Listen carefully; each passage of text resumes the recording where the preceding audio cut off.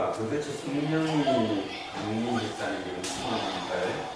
시대를 한번 돌아보면 한번 보기 원합니다. 지금 문제가 Don't be evil 이렇게 써놨습니다. Don't be evil. 사악하지 말자, 악하지 말자, 그런 뜻이겠죠? 악하지 말자. 학교로 따지면 교훈일 것이고 회사로 따지면 회사의 사훈입니다. 저게 어디에 사훈이냐 하면 구글의 사훈입니다. 구글. 사람들이 요즘 일부 사람들은 걱정을 합니다. 이러다가 세계가 구글과 하나로 합쳐지는 거 아닌가 할 정도로 불과 구글은 우리에게 나타난 지가 얼마 오래되지 않습니다. 너무나 짧은 기간 동안에 인류의 역사를 쥐락펴락할 정도의 위치까지 지금 급속히 가고 있습니다. 구글에서 만드는 차는 여러분 스마트폰이 지금 원래 얼마 됐다고 했죠? 9주년 됐다고 제가 얘기했습니다. 9주년. 10년이 차 들어갑니다. 이제 만 9년 지났고요. 10년 차. 들어가는데 우리의 삶이 저 스마트폰에 얼마나 빠져있고 어떻게 가는지 여러분 감 잡으시죠? 똑같이 지금 구글에서 만드는 차는 우리 스마트폰처럼 한 달에 한 번, 뭐 석 달에 한 번 업그레이드 됩니다. 스마트폰에 업그레이드 누르면 업그레이드 되듯이 자동차일까요? IT일까요? IT입니다. 앞으로 자동차는 자동차가 아니고요. IT입니다. 그 업그레이드를 우리 지금 스마트폰 누르면 오늘도 업그레이드 하면 나오죠? 맨날 눌러요. 그래서 계속 새로운 게 되는 것처럼 나옵니다.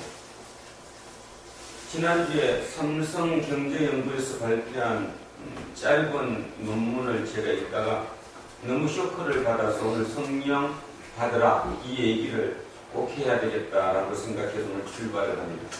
거기에서 앞으로 10년 내에 우리의 삶이 상상을 초월할 것이라고 그런 논문을 썼습니다.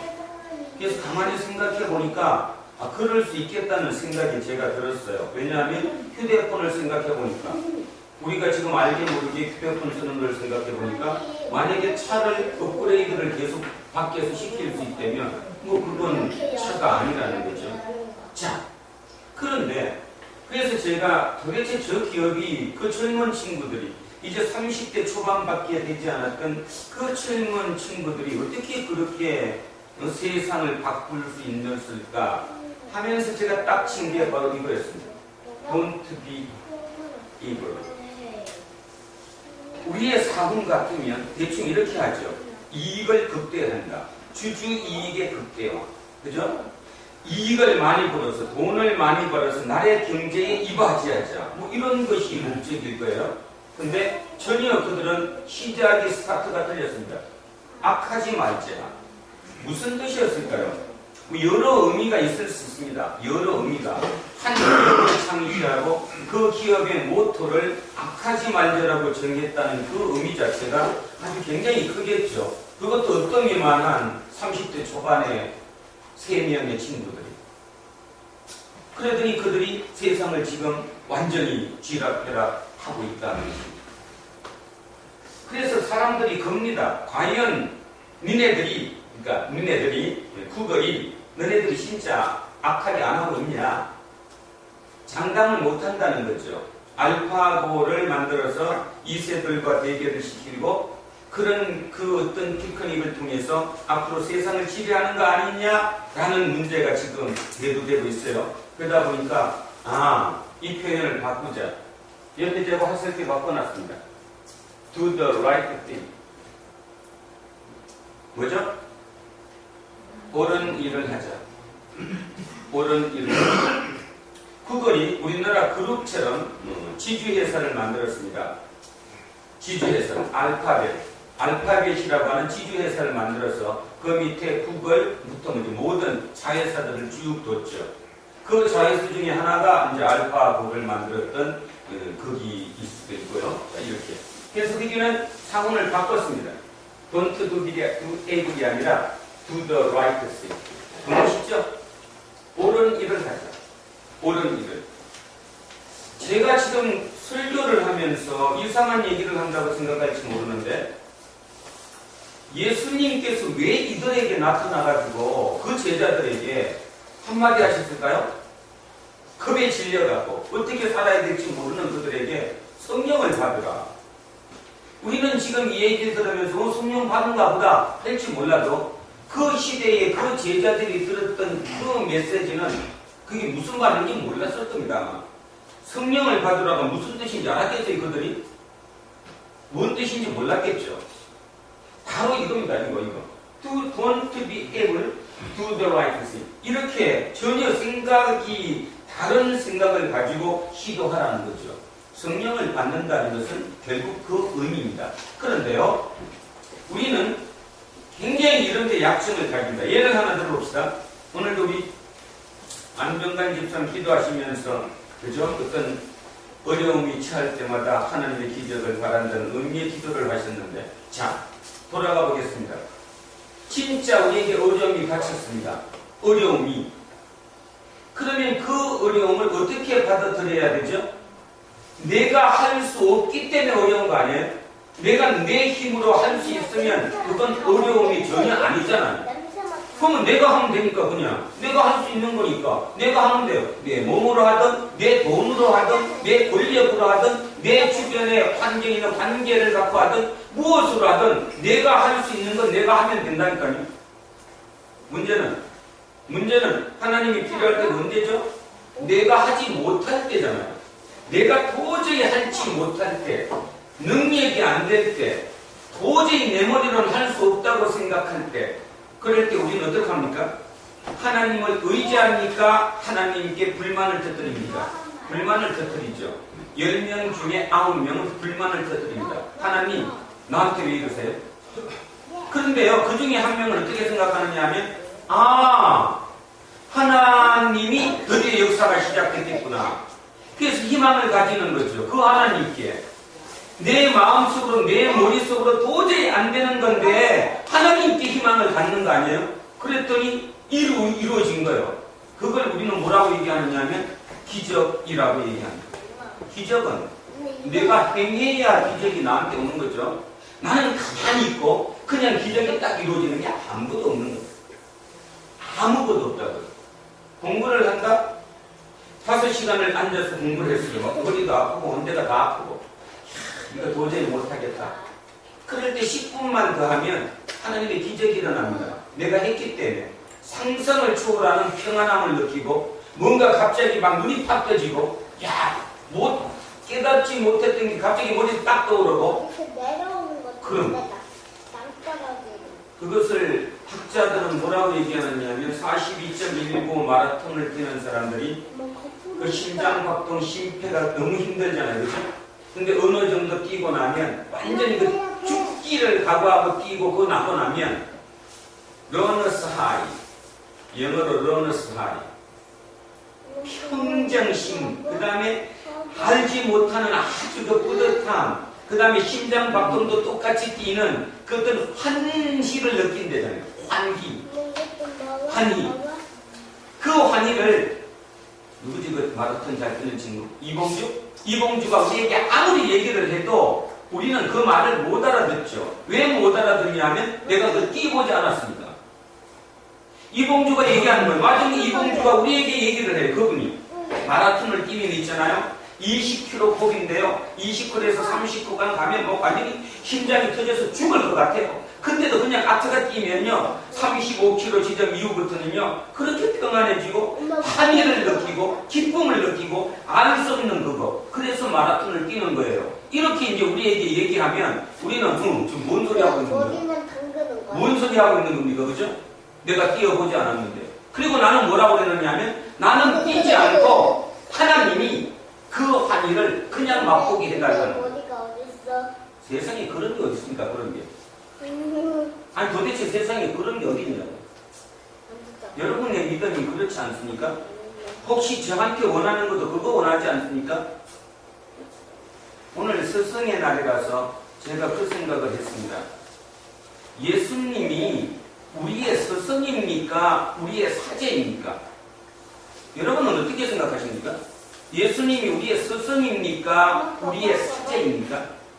제사를 대신 지내주는 사제냐? 아니면 나를 가르쳐주고 이끌어주시는 스승이냐? 예수님이 스승이면 나는 제자일 것이고 예수님이 사제이면 우리는 신도일 겁니다. 신도. 민간 신도.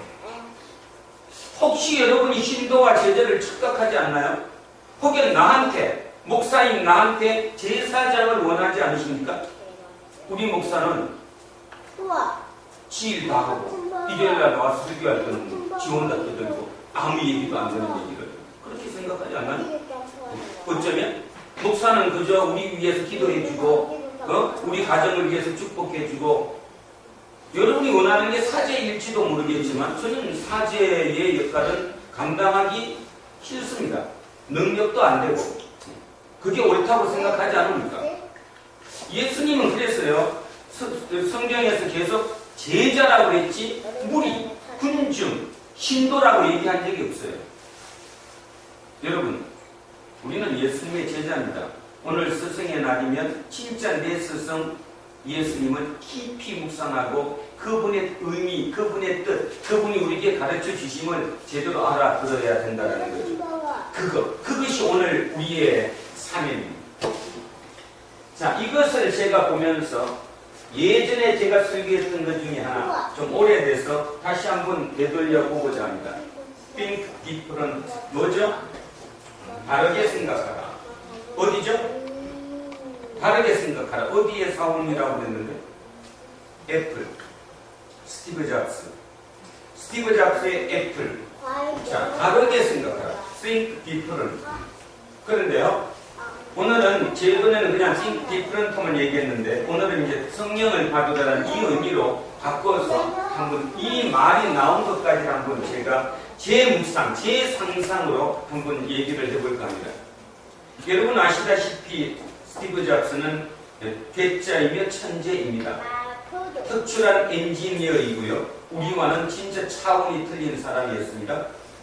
그 엔지니어 스티브 잡스는 애플을 창립해갖고 제일 먼저 만든 제품이 아시죠? 맥북. 뭐였어요? 컴퓨터였습니다.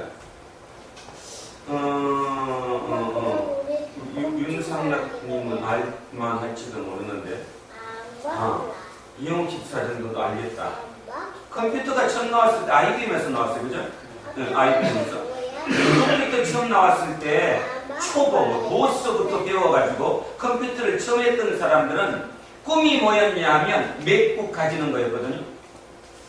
기억하실 겁니다. 맥. 그래서 그거를 가지면 그냥 본인이 뿌듯해서 야 내가 이거를. 근데 기억하시나요? 그게 편리성이 좋지 않았어요. 무거웠고요. 기술적으로 아주 좋았어요. 자, 제가 얘기하는 게 이 얘기를 한 겁니다. 엔지니어 스티브 잡스는 기술적으로 완벽한 물건을 만들었습니다. 완벽한 물건. 자기의 모든 걸 심었고요. 힘력을 기울였고요. 자신했습니다.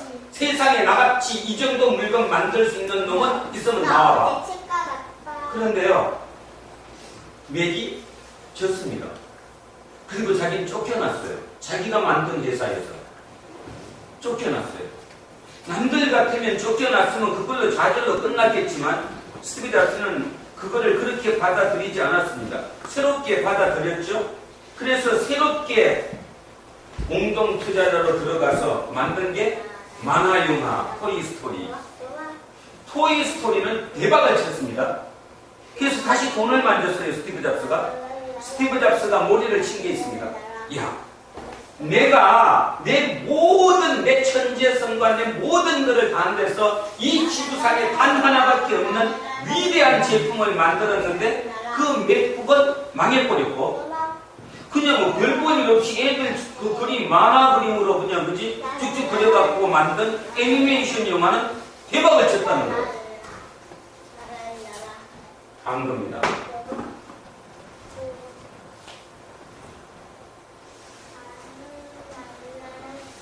감 잡보시나요? 왜 think different가? 장모님 안 그렇습니까? 장로님과 제인은 지금도 어떻게 하면 내 기준으로 최선을 다해서 최적의 물건을 제일 좋은 것을 이 세상에 단 하나밖에 없는 것을 한번 만들어 보고자 애쓰는 축에 속하는 사람들입니다. 또 그렇게 배워왔고 그렇게 살아왔어요. 세상은 변했어요. 그래갖고 애플로 다시 들어왔습니다. 다시 들어와서 연봉 1달러 받았어요. 연봉 1달러에 다시 애플로 들어왔어요. 한 일이 뭐죠? 최고로 좋은 질 좋은 걸 만든 게 아니라 디자인. 그죠? 휴대폰 디자인이잖아요.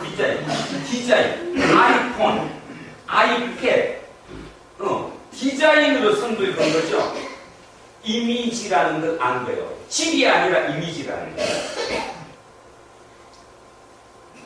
오늘 성령을 받으라를 느끼면서 예수님의 마음이 저는 그렇게 읽혔습니다. 그렇게. 모든 사람들은 지금 예수님이 지금 어떻게 되셨어요? 예수님을 따랐잖아요. 3년 동안을 따라다녀서 오늘이나 내일이나 드디어 우리 이 스승님이 이제 집권을 한다. 그러면 나도 뭐 한 자리 차지할 거다. 뭐 정 한 자리 못 차지하면 나는 그래도 뭐 지금보다는 삶이 완전히 틀릴 것이다. 기대를 잔뜩 하고 있었는데 이 스승님이 잡혀서 최악의 조건으로 십자가에 돌아가셨어요. 여러분 머릿속에 그림으로 생각하는 게 들으세요. 맨날 들었던 거 반복하지 마시고 think different. 다르게 한번 보시라고. 자, 난리 났죠, 그죠? 그랬는데 십자가의 죽음은 역적이라고 했잖아요, 제가. 우리나라 같으면 삼적임이라는 역적. 그러니까 우리는 잡히면 죽는 거예요. 자, 오늘 그 첫 번째 19절 보면 이날이 곧 안식 후 첫날. 자, 여기부터 날짜 한번 보겠습니다. 돌아가신 게 금요일입니다. 그죠? 우리 날짜로 금요일 저녁부터 토요일 저녁까지가 안식일이에요. 그 다음에 토요일 저녁부터가 안식 후 첫날이에요. 이날이 이제 우리도 따지면 주일, 일요일 날이죠. 그날 저녁. 쉽게 따지면 일요일 저녁에 부활하신 예수님이 제자들한테 온 거잖아요, 지금. 그때 어땠어요, 제자들? 저녁 때에 제자들이 유대인들을 두려워하여 그냥 모든 게 끝났잖아요, 그죠? 잡히면 죽을 거라 생각하니까 두려워하여 모인 곳에 문자를 딱 닫은 거예요. 눈에 안 띄려고. 그랬더니 예수께서 오사 가운데 서서 이르시되 너희에게 평강이 있을지어다. 이건 이제 좀 멋있는 말이고 쉽게 얘기해서 인사했어요. 샬롬. 그들의 인사가 샬롬이잖아요. 예수님이 들어오셔서 인사합니다. 지금 불도 들렸으니 우리도 죽었구나. 우리의 스승이 죽었으니까 이제 곧 우리는 잡히면 죽는다. 그러니까 문 닫고 뻑뻑 있는데 지금 우리의 모습과 같지 않습니까? 여러분은 지금 자유롭습니까? 문 안 닫았습니까? 겁 안 납니까? 저는 겁 납니다. 세상이 너무 갑자기 돌아가고요. 어떻게 살아야 될지 도대체 몰라요. 예수 믿기는 믿었는데 예수가 복수인 게 아무것도 없는 것 같아요. 정권사님 그렇죠, 그죠? 예수 믿었더니 더 나빠진 것 같아요. 더 나빠진 것 같아요. 뭐 되는 일도 더 없는 것 같고 고통은 더 심한 것 같고 똑같습니다. 이 얘기를 오늘 우리 얘기로 풀면 똑같은 거예요. 하는 일마다 되는 게 없고요. 뭔가 예수님이 힘이 딱 돼가지고 뭔가 될 것 같아야 되는데 안 되는 거예요. 자식은 자식대로 안 되지. 그치? 뭐 부모는 부모대로 안 되지. 회사는 회사대로 안 되지. 뭔가 관계는 관계대로 내 마음대로 안 돌아가지. 두렵죠. 너무 이 급한 생활 어떻게 살아야 될 것인가요? 아마 그 두려움이 어쩌면 스티브 잡스가 애플에서 맥북을 만들어 놓고 쫓겨났을 때 그 심정과 같지 않을까요? 두려웠을 겁니다. 그도 엄청 두려웠겠죠. 그랬는데 예수님이 그 돌아가신 스승님이 오셔서 샬롬.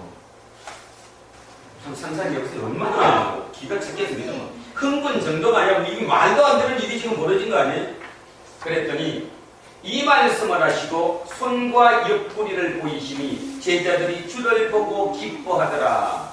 자, 손과 옆구리를 보여줬다는 의미는 무슨 뜻입니까? 그 못자국이를 보여줬다는 건데 그 말의 의미는 지금 이 예수님의 모습이 샬롬하고 오신 이분의 모습이 옛 예수님의 모습이 아니라는 겁니다. 예수님의 모습 그대로는 다 봤죠. 며칠 전인데 같이 있었는데 못 봤겠어요? 아니 박세민 집사님 지금 들어오면 바로 보이지. 박세민 집사님이지. 바로 보이지. 알아. 그런데 그 모습으로 들어온 게 지금 아니거든요. 새로운 모습으로 들어온 거예요. 그러니까 야 뭐 자국 봐라. 여기 팔에 여기 참 찔린 자국 봐라. 이 의미는 죽었던 분이 살아나신 거 확실한 거예요. 그죠? 죽은 분이 살아나신 거예요. 그러니까 그들이 뭐 기쁨은 뭐 말로 표현을 못하겠죠. 자 21절 갑니다. 예수께서 또 이르시되 너희에게 평강이 있을지어다. 샬롬. 아버지께서 나를 보내신 것 같이 나도 너희를 보낸다. 이제 큰일 났죠, 그죠? 이제 큰일 났어요. 왜 큰일 났냐면 나가면 이제 죽을 건데 잡히면 죽어가지고 우리끼리 똘똘 뭉쳐갖고 모여서 문을 꽉 그 3중 4중으로 막고 있는데 그들에게 내가 너를 보낸다는 거예요. 어디로? 세상으로. 오늘 우리에게도 똑같은 거예요. 두려움에 떨고 있죠? 내 머리 계산대로 하나도 돌아가는 게 없죠? 두렵죠? 두려운 이유는 내 뜻대로 풀리면 안 두렵습니다. 돈이 없어서 두렵습니까? 아니요. 돈도요. 내 뜻대로 지금 뭔가가 돼가고 있다고 느끼면 이거 일주일 뒤면 얼마, 한 달 뒤면 얼마, 1년 뒤면 얼마니까 걱정할 거 없어. 마음이 평안해. 절대로 그것 때문이 아니에요. 우리가 두려워하는 이유는 지금 내 뜻대로 내가 계산했는 대로 움직여지지 않기 때문이에요. 그죠? 그런데 그래서 그냥 지금 숨어 있는데 나가래. 나를 보내신 것 같이 나도 너희를 보낸대요. 그런데 이제 중요한 게 얘기죠. 그냥 보내는 게 아니라 이 말씀을 하시고 그들을 향하사 숨을 내쉬며 이르시되 성령을 받으라. 성령을 받으라. 요즘도 큰 집회 저도 저 기억나요. 옛날에 어디도 몸이 너무 아파서 갔는데 그냥 앞에 대고 성령을 받으라 막 소리쳐가면서 그래서 나보고 방언하래. 그래서 막 그냥 자기 따라해 해가면서 지금도 그런 데가 많죠. 그렇게 믿었어요. 뭘로? 제자가 아니라 신도로. 나한테 돈만 받으면 되니까 나는 내 문제만 해결하면 되니까 뭐 예수 따라갈 필요 뭐가 있어. 그냥 그분을 제사장으로 삼아가지고 나한테 내 지금 문제만 해결하면 되니까 그게 우리였는데 오늘 전혀 딴 얘기에서 말씀을 하신 거예요. 성령을 받으라. 이 성령을 받으라는 이 문장, 이 글이 요한복음에 밖에 없습니다. 예수님의 마지막 이 모습에 대해서는 4대 사복음서에 다 나오는데 어느 곳에도 성령을 받으라는 표현은 없어요. 요한복음에서만 성령을 받으라라고 나왔습니다. 성령을 받는다. 그러면 도대체 성령을 받은 저들이 어땠을까? 자, 여기는 이렇게 얘기했습니다. 너희가 누구의 죄든지 사하면 사하여질 것이요 누구의 죄든지 그대로 두면 그대로 있으리라 하시니라. 이제 여기서 오해를 해요. 여러분 이거 오해하면 안 됩니다. 아니 예수님이 부활하시자마자 그 다음 날 제자들 앞에 나타나셔가지고 성령을 받으라 이렇게 놓고 너희가 누구의 죄든지 사하면 사해질 것이고 누구의 죄든지 그대로 두면 그대로 있으리라. 이 말이 내 개인적인 어떤 그 죄, 원수, 뭐 어떤 그거겠습니까? 아니죠. 그런 뜻이 아니겠죠. 절대로 아닙니다. 그리고 또 하나, 어떻게 우리가 죄를 사합니까? 쉽게 얘기하면 이것은 23절 이 말은 세례를 의미합니다. 우리가 세례를 베풀라는 거예요. 그러면 또 우리는 착각해서 이렇게 나올 수 있어요. 내가 손 얹고 사람마다 세례해 주라고? 아니요. 세상을 세례해 줘갖고 세상을 바꾸라는 거예요. 세상을 살만한 세상으로 바꿔야 되는 거 아니에요? 마태복음 28장 마지막 절에는 뭐라고 나와 있어요? 온 땅끝까지 돌아다니며 세례해 주라고 나왔잖아요. 그러면 그 말의 의미가 뭔 거겠어요? 그 제자들한테 너네가 죽지 말고 영원히 살아가지고 땅끝까지 다니면서 모두 세례해 주라. 그 의미겠습니까? 아니죠. 세상이 그렇게 어렵고 지금 세상에 결국 우리가 안 되는 이유가 나같이 착하게 사는 사람이, 아니 그냥 쉽게 얘기하면 나를 얘기하는 게 아니에요. 우리가 얘기할 때 그래도 우리가 예수쟁이로서 참 착하게 살고 남한테 피해 안 입히려고 애쓰고 사는데 왜 나만 그래? 그러니까 가만히 보니까 어떤 집사는 그냥 교회에서는 그렇게 얘기하는데 밖에 나가서 얘기할 때는 그냥 지 할 거 다 하더라. 그랬더니 그 집사는 사업도 잘 되고 좋더라. 우리 솔직히 얘기 깝시다. 그래요 안 그래요? 그리고 갈등 느끼잖아 지금. 그러다가 서서히 그 집사 쪽으로 가까워지는 거지. 자기도 모르게. 그리고 이중이 되는 것이고 교회 안과 교회 밖이 완전히 이중으로 갈라지는 것이고 우리 그렇게 살잖아요. 그런 것을 없어지게 만든다는 거예요. 없어지게 만들려면 내가 그렇게 안 살아야 되거든. 내가 세상을 세례한 거, 내가 세상을 세례를 줘서 그 거짓에서 아니면 악에서 완전히 돌아서게 하는 거예요. 그게 우리의 목표라는 것입니다. 그러면 이제 다시 일로 돌아오면 이 문구가 조금 기억나지 않습니까? Don't be evil. 그렇죠? 그러면 저게 어디서 나왔을까인데 레리 페이지가 유대인입니다. 러시아계 유대인. 그리고 그 친구들은 뭐 어떤 또래보다 나이 한 두세 살 더 안 많지만 그 친구들은 어릴 때부터 이쪽 기독교의 물을 많이 먹었었고 또 틀을 완전히 생각을 바꿨으니까 그래서 저 문구가 나왔겠죠? 이제 제가 요거 얻은 거 보니까 이 문구로 바꿨겠죠? Do the right thing. 근데도 어찌되었건 여러분 뭔가 하면 안 잡혀요? 세례를 받는다는 말은요, 성령을 받으라는 뜻은 이 뜻입니다. 성령을 받으라는 뜻은 성령을 받으면 너희가 누구의 죄든지 사해. 우리는 죄를 사하러 다녀야 되거든요. 그렇다고 뭐 직장 다니지 말고 세례 주고 다니라는 소리가 아니잖아요. 내 삶 자체가 그들을 위한 삶이 돼야 되는 거예요. 그들의 죄를 씻어주는 삶이 돼야 되고 그것을 새롭게 이끌어주는 삶이 돼야 되는 거예요. 그거예요, 그거. 그것이 우리의 삶이라는 거예요. 그런데도 불구하고 여러분 다 아시다시피 이날로 따져서 며칠이 지났습니까? 40일 동안 주님이 함께 계셨습니다. 근데도 이거 성경을 지금 다 볼 수 없으니까 말씀으로 기억을 되살려 보면 베드로를 비롯한 제자들이 각자 자기 집으로 돌아갔어요? 안 돌아갔어요? 돌아갔어요. 베드로는 고기 잡으러 업으로 다시 일을 시작하고 그랬죠? 그때 또 베드로를 찾아왔어요? 안 찾아왔어요? 찾아와서 뭐라고 그랬습니까? 내 양을 치라, 내 양을 먹이라. 그 말의 의미는 성령을 받으라, 이 받으라 한다고 해서 모두 받은 것이 아니라는 겁니다. 성령을 받으라고 했어요. 근데 받은 게 아니에요. 아직 뭐가 뭔지도 몰라. 저 제자들은 지금 저 의미가 무엇인지도 몰랐던 거예요 지금. 그랬는데 성천하셨어요. 성천하셨으니까 이제 모든 게 끝났잖아요. 왜? 그래도 우리 그렇잖아요. 힘이라는 게 내 옆에 직접 이렇게 계실 때는, 스승이 계실 때는 제자가 그래도 힘있게 하지. 우리 여기 옆에 힘이 있으니까. 근데 이분이 아예 그냥 올라가셔서 성천하셨다고, 안 계신다고. 그래서 이제 완전히 이제 진짜 절망에 뭐 성령을 받으라 이런 기억이 났겠습니까? 이제 우리는 죽었구나. 어떻게 살까? 하고 있는 그들에게 자, 2장 넘기십니다. 2장 넘기면 아까 사도행전 2장 우리 아까 첫 번째 읽었던 제1서신 나오죠? 첫 번째 읽었던 거. 어떻게 됐습니까? 드디어 성령이 임했어요? 안 임했어요? 임했어요.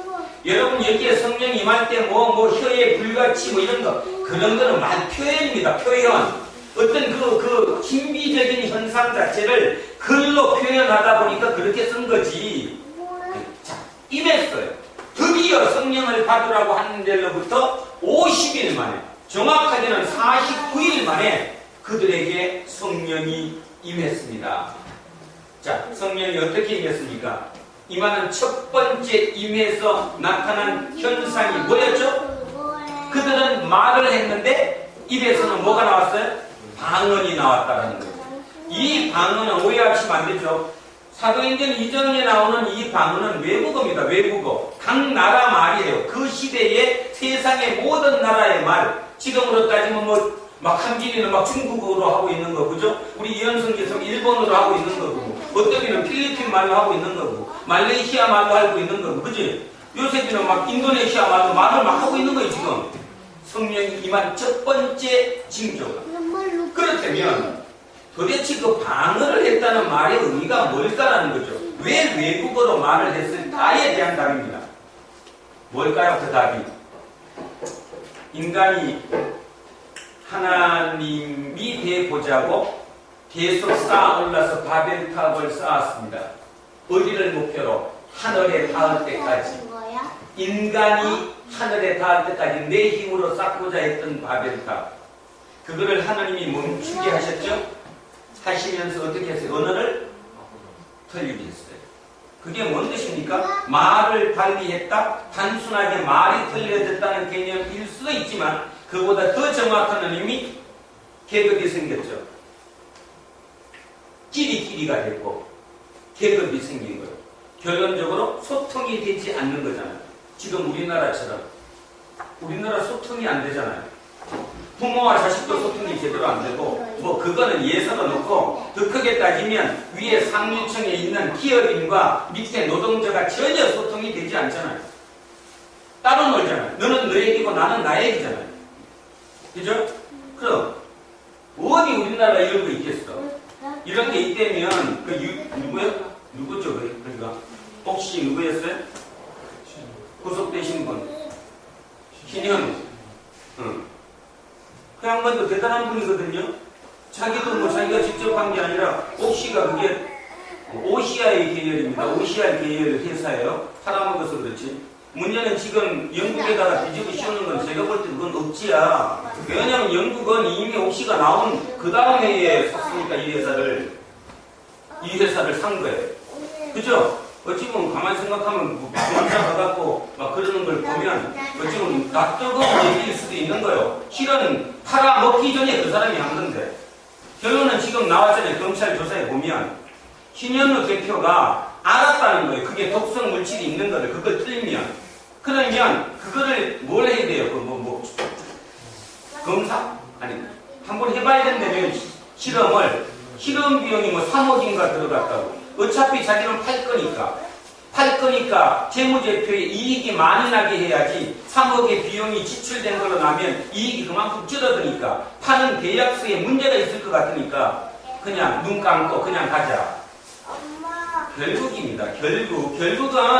결국은 나죠, 나. 그것이 통하지 않는 거거든요. 그것이 말에 혼합된 거예요. 여러분, 말이 달라졌다는 의미 자체가 계급이 생긴 거고 소통이 멈춰진 거라고. 그랬는데 사도행전 2장에 드디어 성령을 받으라고 말씀하신 날로부터 49일 만에 성령이 임했는데 임한 첫 번째 징표가 각 나라 말로 들린 거예요. 소통이 된 거잖아요. 같이 살게 된 거잖아요. 더불어 살게 만들어진 거잖아요. 그것이 성령입니다. 저는 뭐 오순절에 얘기하는 방언이 잘못됐다고 생각하지는 않습니다. 그럴 수 있습니다. 고린도 전서에도 바울도 그 방언에 대해서 얘기했으니까 천국의 언어라고 알아듣지 못하는 말이 있을 수 있다고 뭐 그게 잘못됐다고 생각하지 않지만 치우치면 안 되는 거죠. 정확하게 모르면 안 된다는 것입니다. 그러면서 제가 느낀 거 내가 신도가 아니라 예수님의 내가 제자고 예수님이 내 스승이면 절대로 그렇게 해석하지 않는다는 겁니다. 예수님이 진짜 내 스승이냐. 그러면 스승님이 내 속에 지금 들어온 거니까. 스승님이 내 속에 들어왔으니까 내가 스승님을 이어서 살아가는 거잖아. 맹자가 공자를 본 적도 없지만 우리는 공자, 맹자를 같은 유학자로 보니까. 그죠? 왜? 맹자가 공자의 그 스승의 그 책으로 완전히 자기가 공자화가 됐습니다. 우리가 예수쟁이라는 것은 예수의 제자라는 것은 예수님이 말씀하신 이 성경이 온전히 내 걸로 해석돼서 내가 그분을 따라갈 때 그때 우리에게는 성령이 임한 것이죠. 뭐 특별하게 방언을 멋있게 안 되거나 뭐 그것이 성령의 임함이 저는 아니라고 생각합니다. 진짜 임함은 이거겠지. 이런 마음을 가지고 있느냐. 그러면 우리는 이런 말을 보면서 특출해 아니잖아요. 지금 특출한 게. 이런 생각을 갖고 하는 중국 기업들이 지금 막 크고 있잖아요.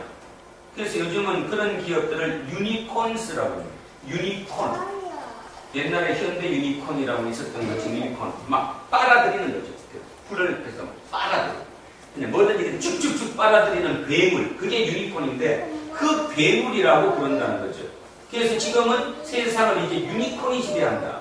근데 한국에 유니콘이 있느냐? 없다는 거예요. 한국에 유니콘이 없어요. 왜냐하면 우리의 생각은 다르게 생각하지 않으니까. 기존의 틀을 놓고 거기서만 자꾸 뭔가를 하려고 하니까 답이 전혀 나오지 않는다는 거죠. 그러니 우리의 20대, 30대를 죽어가고 있는 거예요. 죽어가고 있는 거예요. 답이 없는 걸 하고 있는 거죠. 그러면서 제가 그래도 희망적으로 하나 본 거, 이번에 삼성 사트라고 그랬죠? SSAT, 삼성 직무능력검사 시험 보는 거. 약 10만 명 가까이가 삼성 들어가려고 그 시험을 보는데 그 시험 문제 중에 중세 철학자를 순서대로 나열하시오. 그래서 야 됐다. 됐다. 뭐가 됐어요? 그렇지. 적어도 삼성 저갈 정도 되면 중세 철학자 이름은 아니면 책 이름이라도 놓고 그거 한번 써야지. 그러면 10만 명 아니라 100만이 봐도 그거 쓸 놈은 1000명도 안 된다. 그럼 끝나면 게임 딱 하나도 끝나지. 시험 진짜 끝내준다. 그게 옳다. 작년에 구걸이 6,000명을 뽑았다는데요. 6,000명 중에 5,000명은 인문학과를 뽑았답니다. 철학 전공, 언어 전공, 그 다음에 인류문화 전공. 대단하죠? 왜일까요? 왜 그럴까요? 왜? 이 두려움에 떨고 있는 이들이 헤쳐나갈 수 있는 길은 생각을 바꾸는 것밖에 없거든요. 그러면 성령을 받아들이는 거거든요. 성령은 주님이거든요. 주님이 내 속에 들어오면 주님의 생각으로 보게 되는 거거든요. 새로운 세상이 열리는 거지. 똑같은 게 똑같이 보이지 않는 거지. 그리고 안 싸우는 거지.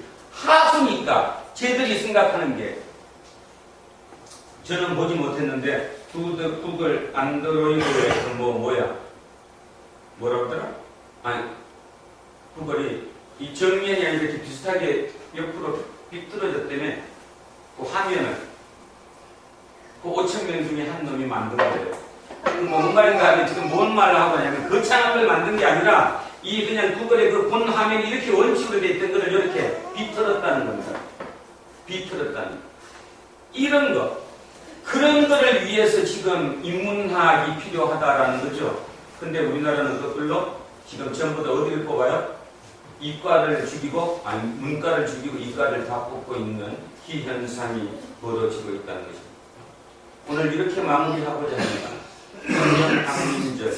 도대체 2000년 전에 일어난 그 성령 강림절이 우리에게 뭔 필요가 있느냐? 그냥 승찬신 한 번 하는 것? 아니면 성령을 받으라 진짜 막 그냥 열띠게 기도 한 번 하는 것? 아니면 찬송을 빡세게 한번 불러보는 것? 그걸까?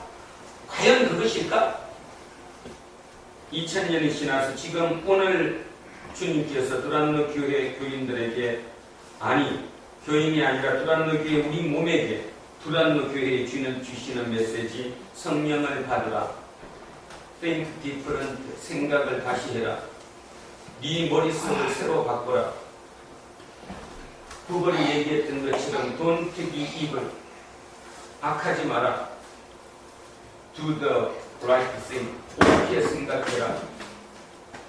멀리 있는 얘기가 아니라 경영을 하는, 이익을, 이윤 추구를 최대 이익을 목적으로 하는 기업의 모토라는 것. 그럴 정도로 지금 우리는 바뀐 세상을 산다는 것. 그 생각으로만 바뀌면 우리는 얼마나 기쁘게 하루를 살 수 있는지 모릅니다. 육체적으로 많이 힘듭니다.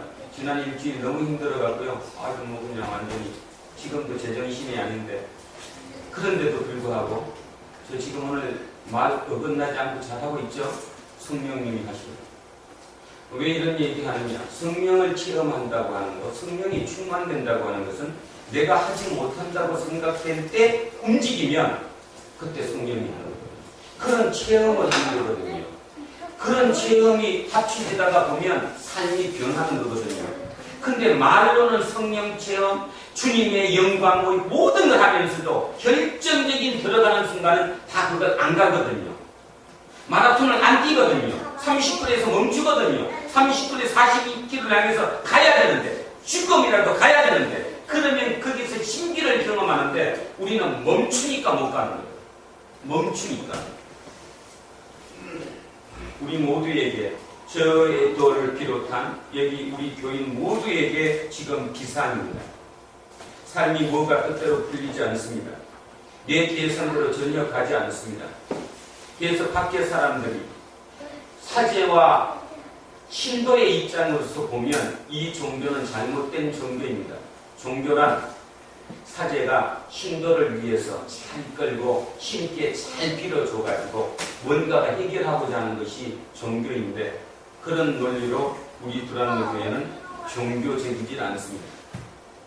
저는 오늘 단지 진짜 여러분께 부탁드리는데, 성경이 진짜라고 믿으시면 예수님이 누구신가를 정확하게 인지하셨으면 합니다. 예수님은 절대로 사제 아니셨습니다. 아니셨어요. 제사장도 아니셨고요. 예언자도 아니셨고요. 스승이셨습니다.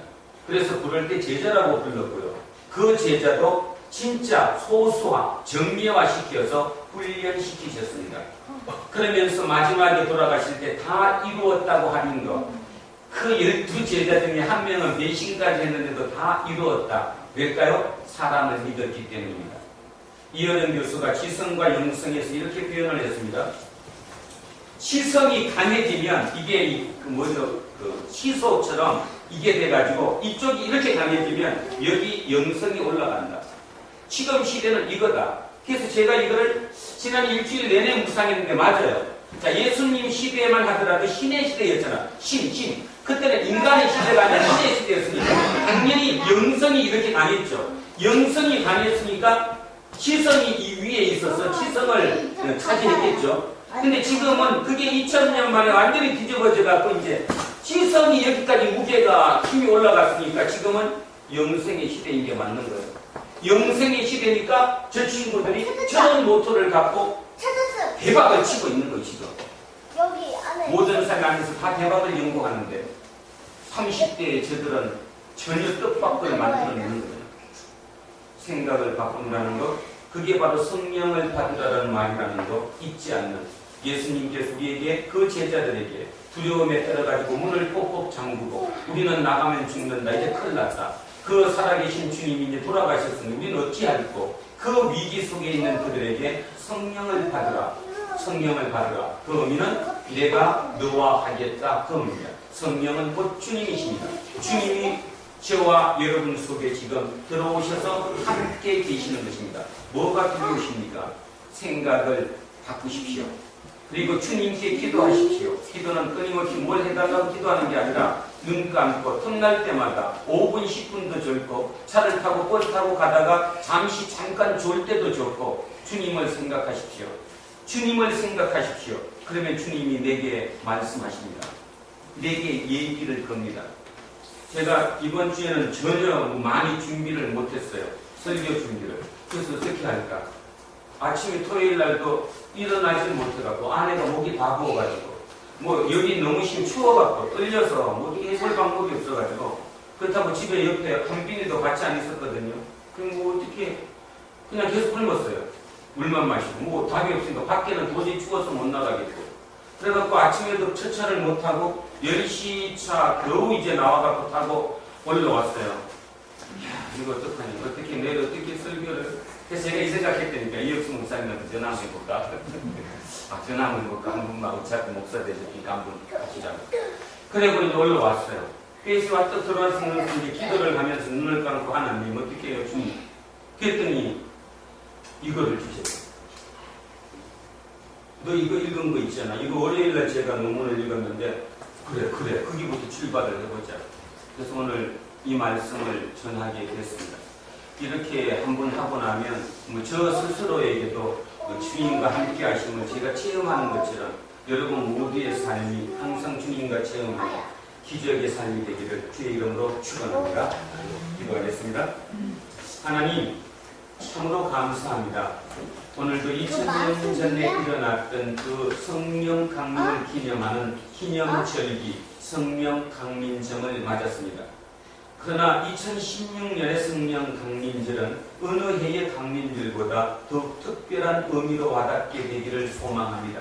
특별히 우리 각자 개인에게 지금 이곳에 함께 계신 주님의 영이신 성령님께서 우리 속에 역사하셔서 우리의 생각을 바꿔주시고 우리와 대화하시고 우리를 깨닫게 하여 주시옵소서. 그래서 진정 새로운 눈을 뜨게 하시고 기존의 생각이 아니라 온전한 틀이 바뀐 새로운 눈으로 바라봄으로 인해 모든 것이 흥미진진하고 모든 것이 희망적이고 모든 것이 미래가 보여지는 그런 삶으로 되바뀐다는, 그래서 날마다 그 2000년 전에 그 주님의 제자들이 금목고문을 꼭꼭 잠그고 숨어있는 그곳에 오셔서 성령을 받으라 했던 그 음성 그대로 오늘 우리에게 주신 성령을 받으라는 그 음성을 모두 받는, 그래서 우리의 날마다 희망이고 기쁨이고 감사이고 우리의 하는 일 모든 일마다 우리가 아니라 세상을 살리는, 세상을 세례주고 이 세상을 살리는 우리 불안노 교회 모든 일꾼들 되게 하옵소서.